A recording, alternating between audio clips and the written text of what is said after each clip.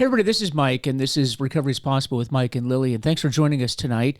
And tonight, we're going to kick it off a little bit differently. I'm going to let Lillie interview me, and what we're going to talk about tonight is recovery fatigue. And this is something that I've heard about quite a bit lately, and people have asked me about. We just thought this would be a great topic to address. So with that, Lillie, welcome to the program. She's been out for a little while, and she just got back. And by the way, folks, this is the first episode of 2026. We're pretty excited about that. And we're going to be giving you a lot of content this year. So I hope you enjoy it, but more importantly, get a lot out of it, because there are a lot of people that are suffering out there that need help with recovery. And so it can help you, can help them, and just spread the word. So with that, Lillie, take it away. All right. Hey, everybody. Good to be back. Hope everyone had a great Christmas and a new year. And so Mike and I were having some discussions about what would be a good topic to kick us off for 2026. And one of the things that Mike and I were talking about is this idea of meeting fatigue. So Mike, you've passed, is it 13 or 14 years of sobriety? About 13 and a half. 13 and a half Next anniversary will be 14 years. Yeah. So you've gone to a lot of meetings. Yep. And so one of the things that you and I talked about is this idea of meeting fatigue. Now, what is that, Mike? Meeting fatigue? Well, you can even expand that, not just meeting fatigue, but recovery fatigue. And what that is that, in your program, you get to the point to where you're just doing so much. You have such a routine. And I don't even think it's volume. I think it's just repetitiveness and doing the same thing. And when you do that, you can become very fatigued. And with that, stop going to meetings and stop working a program, because frankly, you just get kind of bored of it. So when we talk about meeting fatigue, how do you know when you're at that point? Well, I think, and this is just my personal opinion, I think if you get to the point to where you're thinking to yourself, I'm just tired of this. I'm tired of going to meetings. I'm tired of seeing the same people. I'm tired of hearing the same thing over and over. Then I think that you're in danger. And it is. And we're gonna break that down a little bit. That's a danger point. But if you get to the point to where you just feel like it's too repetitive, that's a danger sign. So in the area that we live, there are over 300 meetings in this area. Per day. And per day. Well, maybe not necessarily per day, right? But there's established meetings per day, every day. Absolutely. There's about 300 meetings you could select from. Yep, and that's just AA. Okay. For those of you that don't know, we live in the Washington D.C. area, so we are fortunate, meeting-wise, to be in a metropolitan area. And if you're in places like New York or LA, you probably have something similar, however, similar situation. But if you're out in the rural areas of the United States, unfortunately, you're not going to have that. But no kidding, here, just in AA, we have over 300 meetings per day. So let me ask you, Mike. Okay, so the topic is about meeting fatigue. Mm-hmm. You've gone over 13 years of sobriety. When did you start having meeting fatigue? I was fortunate in the sense that I don't think that I really did have meeting fatigue, but I'm going to tell you why, and I think that's an important thing, because I do hear this from a lot of people. So let's back up a little bit. There is intentionally a lot of repetition in 12-step meetings. And listen, we're talking specifically about 12-step meetings here. There's other modalities, and we'll talk about these other modalities later on down the road. But, for today's discussion, let's just say that we're talking about 12-step meetings. One of the things that you hear on a routine basis is when you come out of treatment, or if even if you didn't go to treatment, if you just started out by going to AA or NA meetings, you hear this concept of 90 meetings in 90 days. Now, why is that important? Because you want to build a routine. When we're in the midst of our addiction, we typically don't have a routine. We tend to not be reliable. We tend to not be on time. We tend to not commit to things. So what do we do in recovery? We try to do the exact opposite of that. We try to get you there on time. We try to build in that routine. We try to build that structure, and we try to build community. And by doing that, or one of the ways that we can do that is by building that routine and making it repetitious. That 90 meetings in 90 days. And frankly, after you do it for 90 days, you find, okay, this structure, this routine is working. And in early recovery, particularly the first year, maybe even the second year, that's a really, really good thing because we've really needed that sort of structure in our life. Now, the problem is that when we go beyond that point, then that structure, that routine can become too routine, if that makes sense. We start out by being so unpredictable, so unreliable that we actually do the 180 from that, but then that becomes a danger, if that makes sense. So I get that, 90 and 90. I do remember many times that you did that, and you would go to many different meetings around this area in order to achieve that. So what makes that distinction between, okay, I need to do 90 and 90 to establish a new habit versus, okay, you're starting to approach a little bit more long-term sobriety, right? Because you're talking about 90 and 90, that's early on in recovery. So to hit burnout that early probably doesn't make sense. So at what point would you start defining, okay, I've done 90 and 90, I've got a little bit of I'm asking the question, what's considered, you're approaching now long-term sobriety or long-term recovery, now you're hitting burnout. So for someone who's not in recovery, where does that lie? Yeah, so here's what happens. Like I mentioned, we are so unstructured when we come in, we have to build that structure. But there's a few things that are happening as we're building that structure.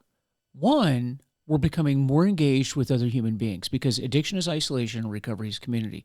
So when we go into that isolation and we have to be brought out, that's the 90 and 90, getting you established into a program of recovery.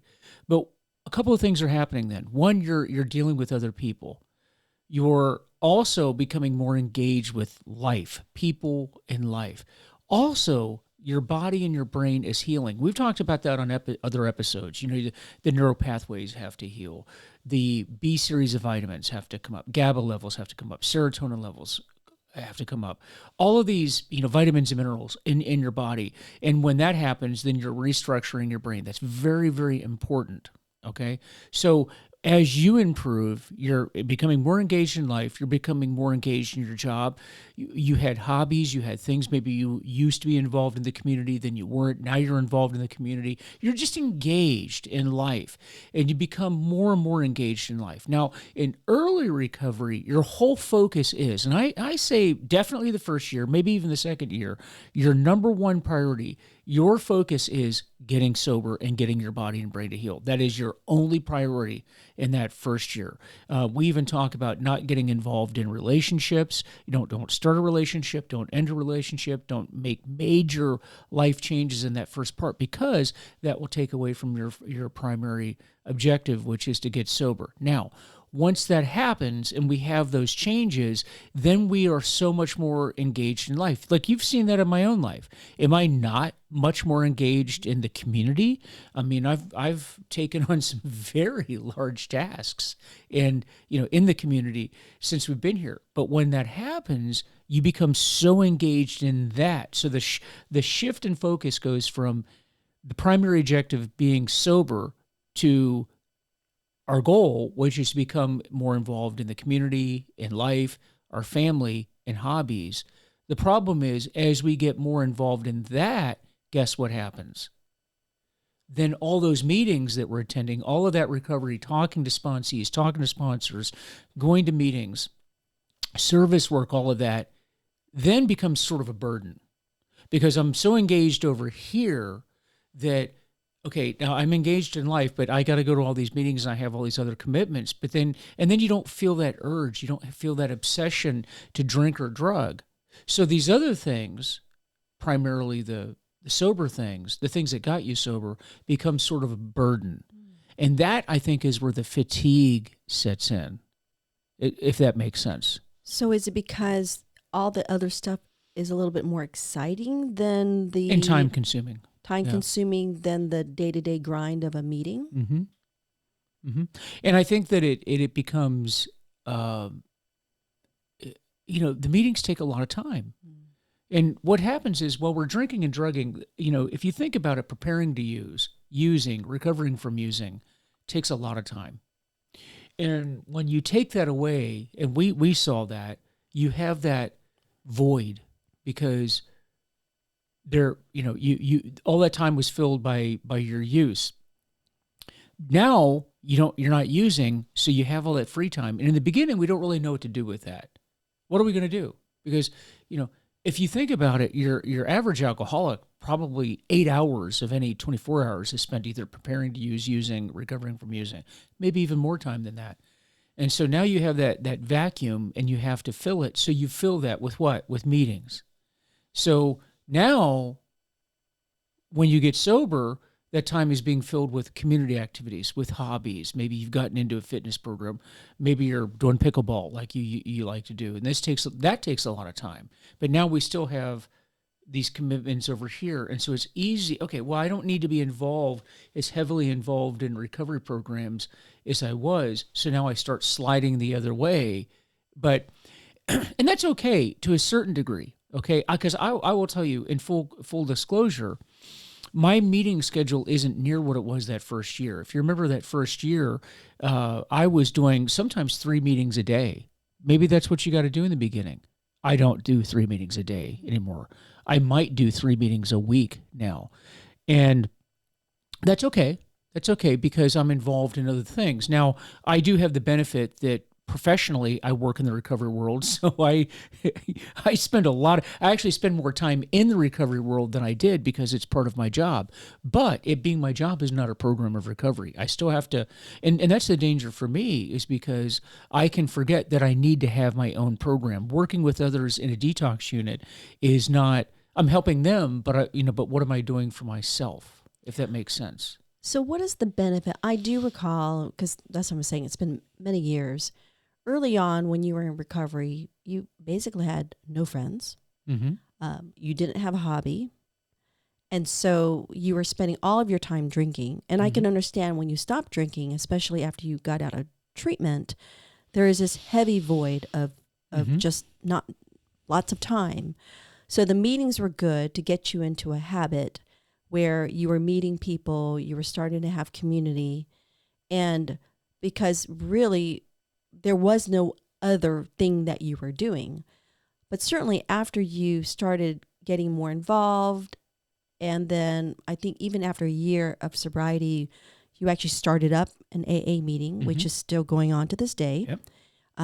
Recently looking at starting up another AA meeting. So no, we did actually started one today, as a matter of fact. So starting one today. So you're establishing things and growing the program for the community.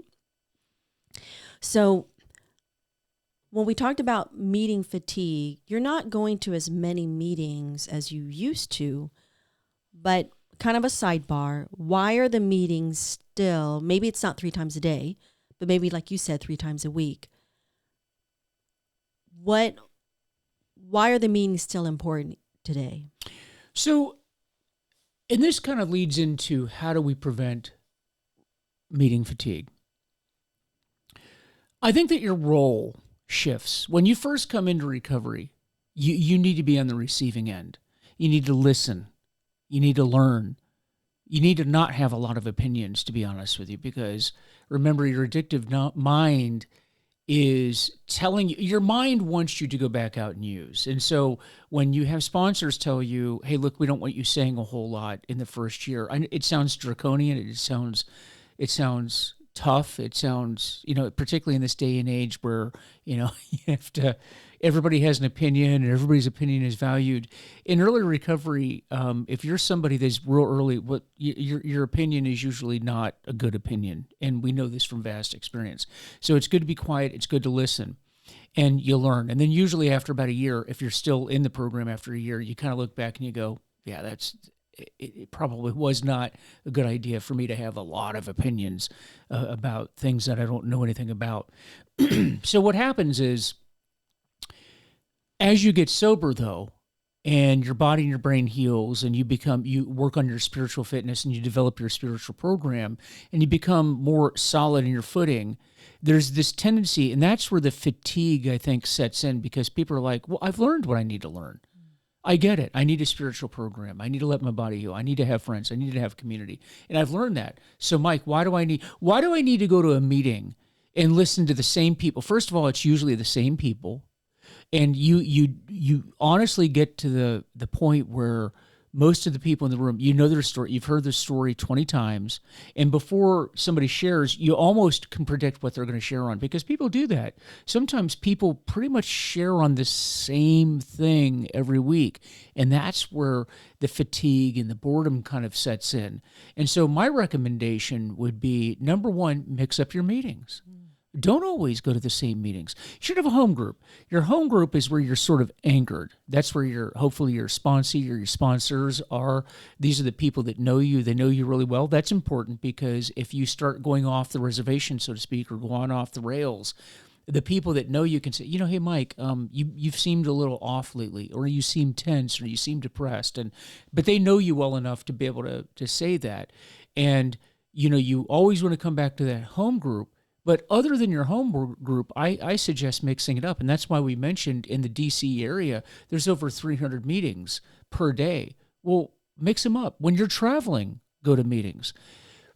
Keep it interesting, hearing different stories. But the important thing is, when you get to the point where you're thinking, you know what, I'm getting tired of these meetings, I need you to shift your focus. And let's talk about this a little bit. People always ask me, why is it that after years of sobriety, when you see somebody with 20, 30, 40 years, why are you still going to AA meetings? Well, my answer to that is, people realize after a period of time, it's not so much that they need to be at the meeting because they feel like there's this urge to go out and drink. That's not it. They're going to the meetings because you need to see them at the meetings. And one of the things about recovery that you're going to understand over a period of time, that's important to understand, is that the meetings are not about you. They are about other people. And the secret sauce to recovery is, I stay well by helping you stay well, and I stay well whether you do or you don't. And so even at the point where I'm at in recovery, going to meetings is not so much about me not drinking, although we are always at risk for that. I don't want that to be misinterpreted. But a lot of times I go to meetings to be seen. Because if you're the new person that came in, for you to get well, you need to see people that have gotten well. You need to hear what they have done. You need to hear about the tools that they are using to stay sober. And so for you in long-term recovery, that's why you're going. You now are a leader. You are an example. You are a mentor. You are a sponsor. You are all of these things. And if your program is getting boring to you, what I would challenge you to do then is to get into a leadership position, because there's just something about when you are responsible for opening the doors, you're responsible for leading the meeting, you're the chips person, you're the treasurer, you're the rep, whatever the case may be, that then will make it more interesting for you. And there's something about being in that position of responsibility that causes you to up your game a bit and to take things seriously. So if you feel like you're getting bored, ask yourself, but can I be doing something else? Is there somebody that I can take under my wing and help them? Because that keeps your program interesting. It also causes you to learn more about the program. Because if I have somebody that just came into the program and they don't know what the big book is, they've never studied it, they don't know the history. That's always a good thing too, is to learn the history of the program and teach people about that. And that helps keep it interesting for you. It's interesting you said that, because in the world of Al-Anon, it's very similar. So I started Al-Anon before you got into AA. Mm-hmm. And I find myself in a similar situation, because it's like, why should I keep going to Al-Anon when you've been sober for over 13 years? Mm-hmm. And the idea being also is that it, number one, helps me to recognize that you still have the disease of alcoholism, even though it might be in remission.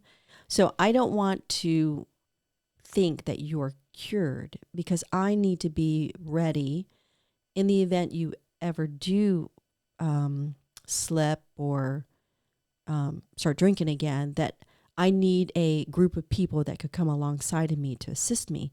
So that's for me to face life and be and not, be fooled to think that everything's fine. Although I pray and hope that it will, but I too have that opportunity in those meetings to show that the program works, and that by either, whether I'm sharing or whether I'm chairing a meeting, or in this particular case, we started this meeting about a year or a couple years after you started your AA meeting. It keeps us grounded. I do also remember early on in your early recovery that there were times where I wouldn't say it was burnout more than, like you were saying, I was experiencing in my Al-Anon meetings as you were experiencing in your AA meetings. You just keep hearing the same stories over and over again. So I remember hearing a sponsor that was saying, she would say to me, "Lillie, you vote with your feet." And I'm like, "What do you mean by that?" And she said, "You're more than likely not going to be able to change that meeting, because that meeting is consisting of the personalities of that meeting, and they develop a culture. If you don't each meeting has its own personality, for sure. So there's a vibe to every meeting, and each one has a different vibe. Absolutely. Yeah. So she said, vote with your feet. If you don't like it, you have 300 meetings. There's 150 established meetings in this area. For Al-Anon, yeah. For Al-Anon. So she's like, go to a different meeting. And so you and I did collectively, right? The two of us actually went to a meeting, in a town nearby. So I remember both of us doing that. And for me in my program, I actually liked going to your speaker meetings, the AA speaker meetings that were open to anyone, because it really allowed me to see other people and their experiences. And that was actually enriching for my own program. So I do remember that. Yeah. And it's just interesting to hear other people, other stories. And what I tell people all the time, they say, I've tried an AA meeting and I didn't like it. And I said, well, did you go to a different meeting? Oh, no. Well, why would you do that? You just, when you have that many choices, then experiment around. And if you're not happy, then start a meeting. There's nothing that prevents you from doing that. And in fact, I think that there's just something refreshing. I think there's something, again, taking that responsibility. There's just something about that. I know that, and I'm going to say this too. I think that in recovery, you learn a lot of things. You learn a lot of things about yourself, and you are off on this quest of self-discovery. And I'm just going to tell you what happened to me and apply it to yourself if you're listening. You're going to figure out how you tick. You're going to figure out how you tick. And that was important for me because I looked back and I remember my sponsor saying to me, think of a time in your life when you were really kind of on all cylinders. Because most of us, most people in a program of recovery are actually successful people. I know that there's this myth that, everybody's homeless and everybody's down and out and everybody's lost everything. That's actually not true. That's actually very few people in AA that applies to. Most people are actually intelligent, successful in some ways, but alcohol has taken over and they're starting to lose that. The point being is that there was probably a time in your life where you were firing on all cylinders. And my sponsor says to me, look back at the time when you were probably at your pinnacle of success and ask yourself, what were you doing at that time? And for me, I would say probably the most difficult thing I ever did, and the thing where I had to really clamp down and dig deep to make sure that I was successful, was in Navy flight school. Flight school was very difficult. It was imagine having a final exam every day for 2 years. And it's a very high standard as to what the failure was going to be. And so I remember I was very disciplined. I was very, wanted to be Johnny on the spot, studied a lot, and did everything I could to perform. And so when I got into recovery, I kind of went back to that and just said, okay, I'm very unstructured right now, but I was very, very structured then. And sort of the mindset that I had when I was in flight school in the Navy was the same sort of mindset that I adopted in recovery. So if you remember, for me, that meant that, I got into physical fitness because when you're using and you're drinking and drugging, we spend a lot of time destroying our bodies. And so I went the exact opposite and really went on this health kick, if you remember. But I tied that in with being responsible and being disciplined. And so I went out and I got spin instructor certified and intentionally started teaching the 5:30 a.m. spin class, which means that you're up to about 4:15, 4:30 to go and do that. Don't recommend that for everybody, but I did that, and it helped me then structure my life. And then I was going to all these meetings. Then I was going to work. I was working out, and was really kind of a hermit in that regard, and just being very structured in how I did things. And I think that was important. But that was sort of a new thing. It kind of I had these new challenges. I got spin certified. And then it was important for me to then start those meetings, because I actually founded an AA meeting pretty early in recovery. But that's another thing that I learned from my Navy days, because I was a Navy officer, and being a leader and being responsible and having people count on me to do things helped me. And it helped me in my sobriety, because I didn't want to be the guy that was now taking on a leadership position and then failed in that regard. And failure in this world is relapsing. I didn't want to be that guy. So putting that responsibility on my shoulders helped me, because that's how I'm wired to think. Now, for you out there listening, it may be other things that are important to you. But for me, that was one thing I noticed about myself that was important. If I feel like you're counting on me to do something, then I want to live up to that. And that helped me raise my bar. Does that make sense? Mm-hmm. Yeah, it's interesting that you say all that, because prior to you taking ownership of your own recovery, it literally was like pulling teeth, right? I mean, we had lots of, you had so many relapses, so many slips that I felt like I was dragging you to try to get you into recovery. But then certainly after you had an awakening, and you were in the driver's seat, it was amazing. Like when you mentioned, oh yeah, I'm going to get up at 4:30 in the morning so I could teach a spin class. And I'm like, what? why would you do that? That makes no sense. And then you're like, well, that's going to force me to get up, and it'll force me not to want to drink past 8:00. I'm like, wow, okay, you do you, right? But you were still in the driver's seat. So it was a total 180 degree change in you when you started to take your recovery for yourself. And that's important.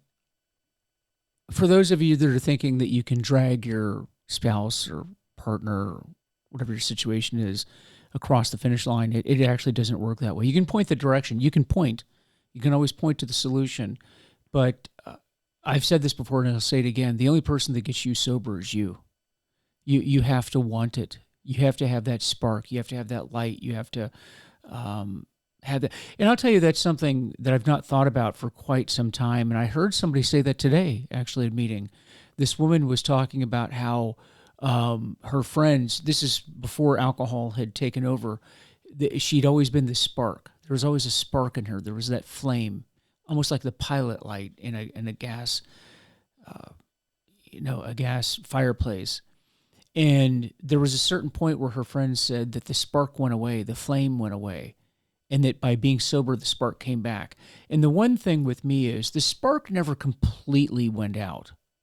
Because when you get to the point where you're sparked for life, your desire to live, once you get to that point of no return, that's very, very difficult. But if you still have that spark left in you, that pilot light, so to speak, you need to tap into that, and you need to fuel that flame again and find that purpose.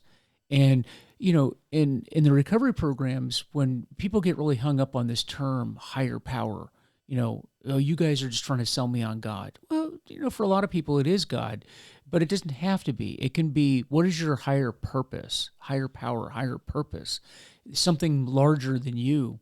And I know that in my particular case, I still knew that I had abilities. I still knew that I had a higher purpose, and I wanted to find that higher purpose. And so the flame never went out. And that was when I really went back and I went into that deep reflection of what is that and how do I pursue that and how do I get there? And I knew that by structuring myself the way that they did, that was going to be the path to get there. And but those were not things that you were doing for me. These were things that I was doing for myself. You again, recovery. If you do not want to get sober, you are not going to get sober. You're just not. It's not going to happen. You are going to have to dig deep, dig really deep in order to get there. And what you'll find is that as you're digging, as you're searching, as you're growing, that's going to combat the meeting fatigue that we're talking about.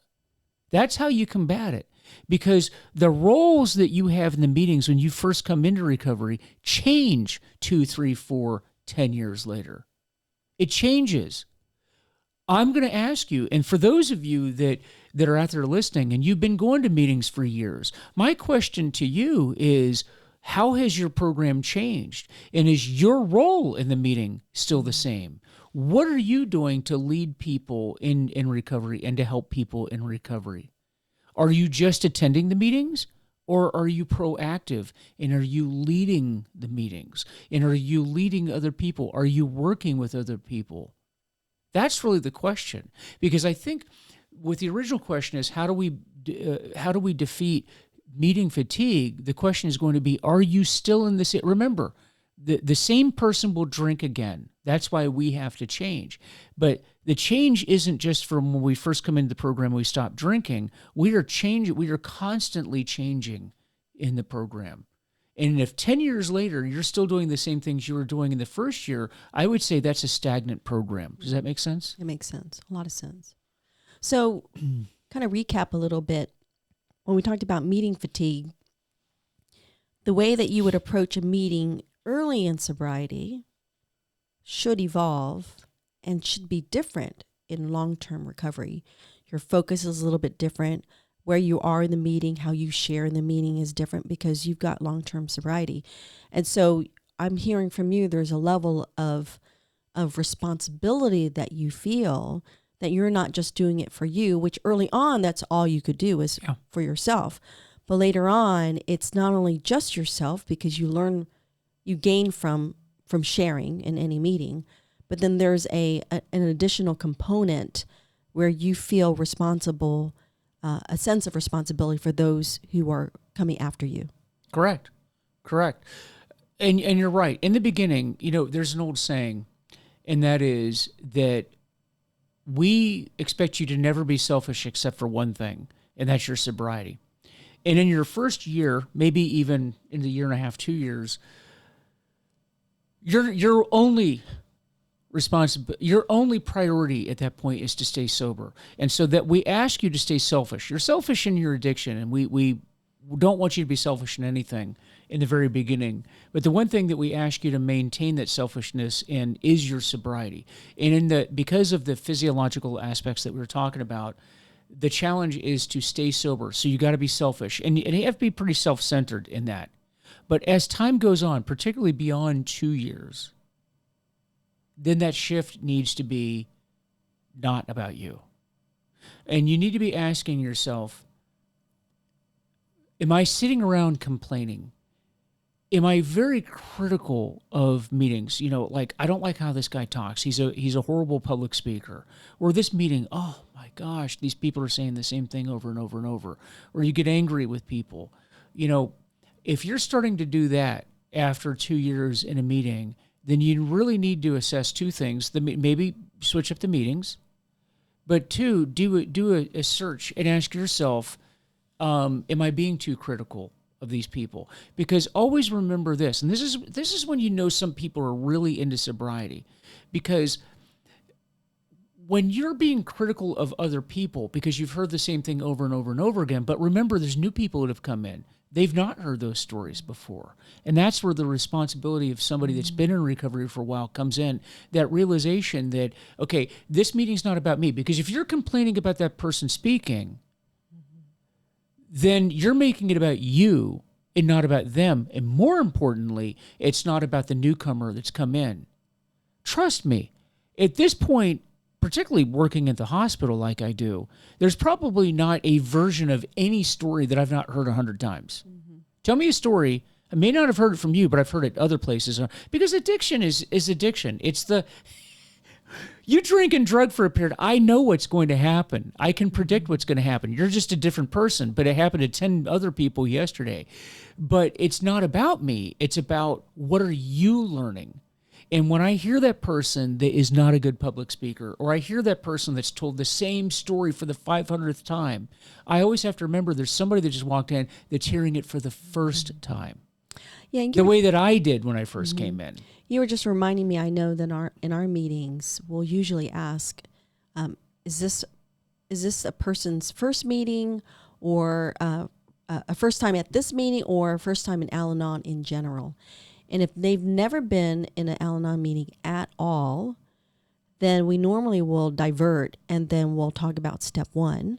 And then we ask, because they don't know how the meeting is, we will ask individuals that have been going to the meeting for a while to please what brought them here to the meeting. That way that person can see what was life like back then, or it could still be going on, and it just allows that new person to feel welcome. And that's the idea. Is these are support groups that are non-professional, of people who have the disease itself if you're in AA, or have a family member who is suffering from it and they're in Al-Anon. And so, yes, I've heard many people's stories many, many times, and that's okay, because my focus, like you said, it's my focus is not on them. My focus is on the new person who's suffering. Or on yourself, yeah. Yeah, but on the new person to say, wow, I know this person's really hurting. What can I do to make their life just a little bit, not easier, but so they feel welcome, so they feel comfortable to share. Yeah. That's the tough thing, I think, in long-term recovery, is always understanding that it's not about you. It's about those new people. And that's where the leadership and the maturity comes into play. And if you're listening out there and you're struggling with, gosh, this is just becoming so routine, then I really want you to think about whether or not you need to adjust and do something else in the meetings. Take that leadership position, because we need it, particularly post-COVID. One of the things I've noticed that post-COVID is that the numbers of people, that every meeting I go to, the number of people at those meetings has reduced dramatically. And I think a lot of that has to do with people feeling that they can get as much online as they do in person. And I don't believe that that's true. I'm actually, unless you absolutely need to go to an online meeting where it's a specialty meeting, I'm not a big fan. I think you need to be doing it in person, because we're missing out on those. The idea of these service positions has been lost, post-COVID. Also remember, there are a lot of people, because COVID was what, 2.5 years, something like that? That means there were a lot of people that were introduced into 12-step programs during that period. They never saw what it was like pre-COVID. So how are they going to see that? Through you. Remember, you are a walking billboard for what recovery is, what recovery looks like, what recovery can be, and more importantly, how people should act, behave, and get involved in meetings. Because when they come in, it's not their fault that they came in during that time period. But if they don't know what a GSR is, if they don't know what a leader is, if they don't know what a chairperson is, they only know it because they see you doing it. But they have to see you doing it. So I think that's vital. So, Mike, we talked about meetings, the importance of meetings. We talked about meeting fatigue. We talked about how to change things up. Let me ask you, when it comes to long-term recovery, So I'm going to change it a little bit, but kind of bring it holistically. Meetings are important. And like you said, as you start approaching long-term sobriety or long-term recovery, there's a component where it's not just meetings. So is it safe to say, though, if all you were doing was just meetings in your recovery, then I can see that getting a little bit boring. Mm-hmm. But you mentioned that you do other things aside from meetings. So there's, to me, from hearing from you, a good, healthy recovery program consists of meetings, but then also doing other things that enhance, doesn't replace, but enhances those meetings. So let's talk about that a little bit. So I'm thinking that if you only make it about meetings, you're going to really definitely, and even if you change it up and go to different meetings, it makes kind of a dull program. So what are some other things that you would suggest that other people can do to essentially enhance their meetings to make it fresh and alive? Yeah, so that's a really good point, because I think what happens when we come into recovery, and I see this a lot. I see this a lot in, when I interned and did my residency up at a treatment center and then working in detox. People will come in and they'll say, I'm an AA guy. I'm a smart recovery guy. I'm a Dharma guy. I'm a celebrate recovery, whatever the case may be. And we kind of stovepipe those things. Or I'm not going to do any meetings. I'm going to go see a therapist. Or I'm a religious person and I'm going to meet with my priest or my pastor and all that. And I've thought about that over the years, because there's nothing wrong with any one of those things, right? But it doesn't need to be that. We don't need to stovepipe things. We get into recovery to live life, and that's an important distinction to make here. We don't stop living life to do recovery. We get into recovery to live life. That's when we get into our hobbies. We want you to develop, an absolute essential part of a program of recovery is developing your spiritual life, whatever that means for you. So we want to be involved in that. If it's a church, if it's a synagogue, if it's maybe you're a Muslim, maybe you're a Mormon, whatever. We want you to do that too. Get involved in that. So that kind of brings an aspect to your life. You can see a therapist, because as you mentioned, these recovery programs are inherently non-professional. See professionals. You should be seeing professionals. By the way, these programs, if you are, let's say an AA, NA, Celebrate Recovery, Smart Recovery, whatever, you do know that you can actually go to various meetings, because each one will may enhance your recovery program in different ways. And I'll just give an example. If you go to, say, AA meetings, but you don't like this concept of higher power, your higher power is Jesus Christ, or your higher power is Buddha, whatever you think is, there's nothing wrong with doing that, because we want you to develop your spiritual program, develop it in that way. So you can do that. Also, I think, because we emphasize service so much, being involved in the community, volunteer work, political work, charitable work, philanthropy, whatever the case may be, that's service. But it's not recovery service per se, but service to the community. Our whole being now becomes service to not only other people that are suffering from addiction, but to the community and to the nation and to the world at large.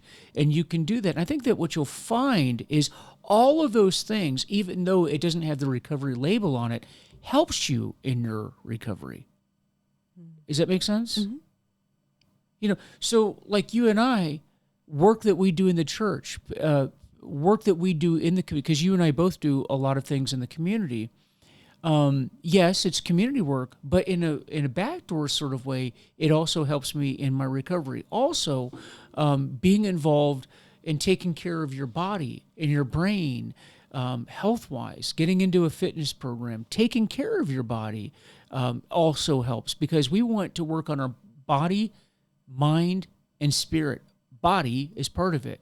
Okay, so we were destroying our bodies. Now we're going to take care of our bodies. And so all of these things are part of a program of recovery. A program of recovery is not just the meetings themselves, but it's all of the things that you do. Well, Mike, we talked about a lot of things. I'm going to ask you, and I think you've done it with me, in terms of like, the last words. What is one key takeaway from what we've spoken to thus far that you would like our listeners to walk away with today? I think the key takeaway is this. If you're listening to this and you are suffering from fatigue, the good news is you're suffering from fatigue because you're going to meetings. So that's probably the good thing. If you're fatigued, it's because you're going to meetings. My key takeaway is this. What are you doing to help other people in the meetings? What leadership roles have you taken in? If you're getting bored with your program, then you need to up your game and you need to do what you can to help other people in the program. Because I think that's how you don't get bored. If you're tired of hearing the same things over and over, remember there's new people that came in. And those new people, you've not met them before, they don't know you, and that keeps it fresh. That really keeps it fresh. I think that's one of the advantages to being at the hospital and starting new meetings is because, like today, we mentioned starting this meeting, and there's a meeting that I'm involved in that actually started today. Guess what? It's exciting because we got to figure out what day of the week, what time, what's it going to be called, how are we going to get it advertised, who's going to be in the leadership positions. There were new people that I'd not met there before. That's exciting. That's exciting. And you're helping other people. So the key takeaway tonight is up your game. Up your game. Start new things. Always trudge forward.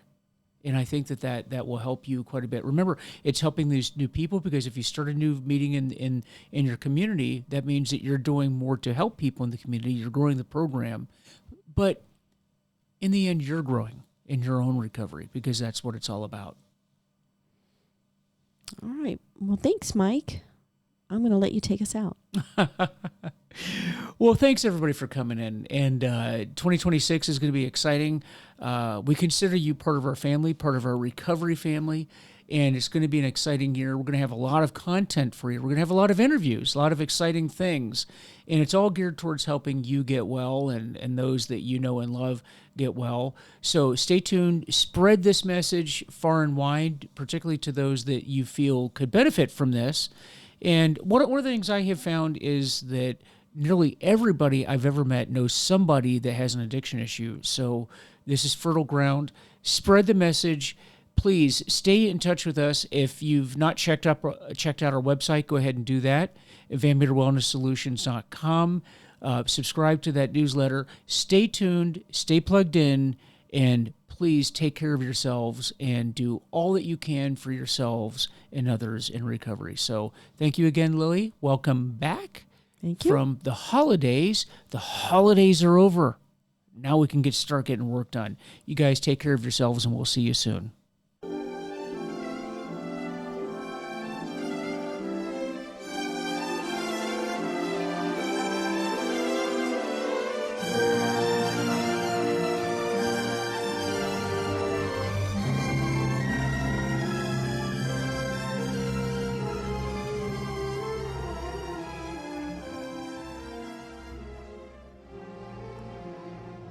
So as I always like to say, I do not represent any group, do not represent anyone other than myself. My only purpose in giving this information is to share with you what I've done because it's helped me and maybe it will help you too. If I've said something that does not apply to you or you don't agree with, then just discard it. But try to take any information that you can use for yourself and help others as well. That's what we do in recovery. We help ourselves along the way, and we hope to impart the knowledge we have gained to others as well. With that, please visit our Facebook page, Recovery is Possible, and our website, VanMeterWellnessSolutions.com. Let us know how we're doing, and let us know if there's any topic that you're interested in hearing about. We'd love to hear from you, and take care, and we'll see you next time.